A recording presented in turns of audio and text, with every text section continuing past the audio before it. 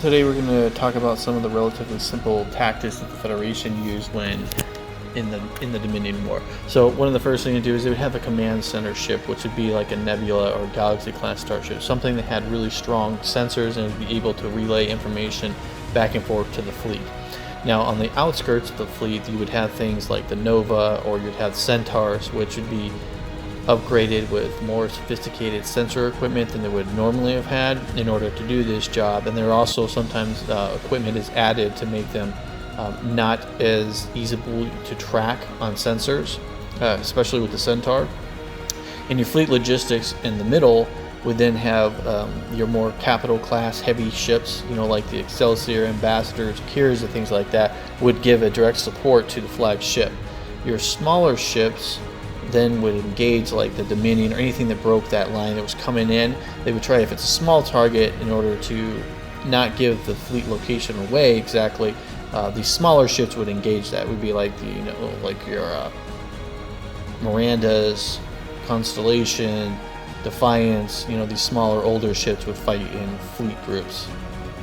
When Dominion ships break that first layer of defense and make it past the small attack fleets, they then would be engaged by the larger ships. Most of these ships, they have lots of phaser arrays and they're able to fire 360 degrees, and they'd be able to give that command ship the support it needs in cover fire. And then the command ship can then order the fleet to engage the enemy forces as necessary. So the overall fleet structure would look something like this, with the smaller ships in the front, and the outskirts would have your long-range sensor vessels. And then you would have your strong hitters in the middle and the command ship. And then the command ship would obviously be relaying orders back and forth, and it would look something like this.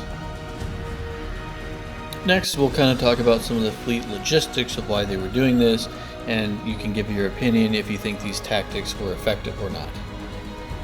Long-range sensors would pick up enemy ship or some kind of disturbance.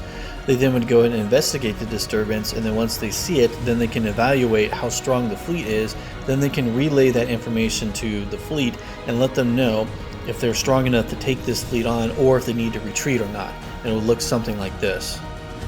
The scout ship will relay the information back to the main command ship, and the command ship will evaluate the situation and determine if the fleet is capable of taking it out, or if the casualties that will be suffered from the engagement is worth it or not. Some of the benefits to a fleet design like this is that capital ship is going to be relaying information back and forth, and during the chaotic episodes of war, they'll be able to keep the fleet in a forward-facing or forward-moving motion at all times, reacting and co-reacting to environmental changes within the battlefield.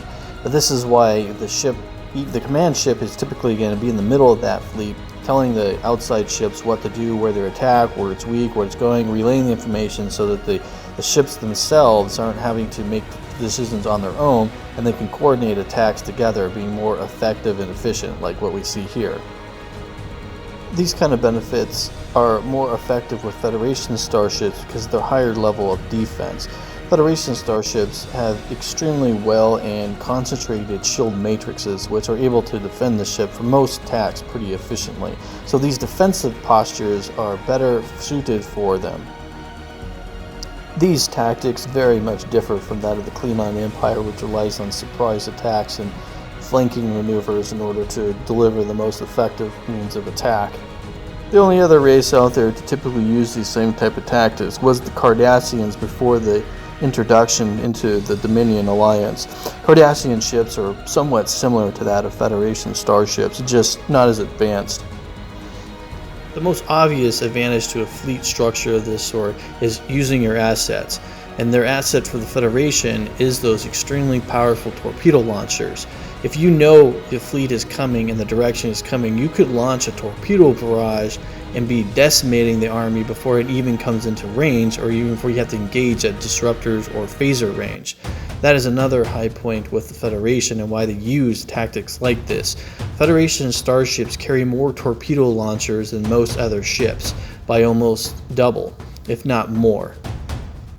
In order to illustrate what I'm speaking about, we'll discuss these vessels before us, starting with the top. So the Bree vessel is carrying 3 to 4 torpedo launchers, the D7 is carrying 2, the Galore is carrying 1, the Kelton is carrying 1, the Tanga is carrying 2, and the Bird of Prey from the Romulan ship is carrying 1. Next, we'll take a look at the Federation counterparts. The Centaur is carrying 4 torpedo launchers, 2 firing forward, 2 firing back. The Constellation is carrying 4 torpedo launchers. The Constellation is carrying 2. The Constellation Rift is carrying 2. The Intrepid is carrying 4. The Miranda is carrying 4. The New Orleans is carrying 3. The Norway class is carrying 2. The Olympus class is carrying 2. The Prometheus is carrying 2, which are capable of firing more advanced torpedo weapons, and then the Steam Runner is carrying 2. We should also know that the Prometheus, the Steam Runner, the Norway, the New Orleans, and the Intrepid class would all be capable of firing quantum torpedoes, which are magnitudes level stronger than standard torpedo launchers. So this is something else to take into evaluation. A lot of these ships are carrying both kinds of torpedoes and are extremely efficient at delivering a huge payload of damage to enemy vessels. This is why the Federation uses this kind of boxed fleet doctrine. So if you were in charge of Starfleet, would you use the same tactics that we've seen in Star Trek, or would you do something different with these ships? I'd be really curious what you think and what you would do. Please leave a comment. Remember, victory is life. Victory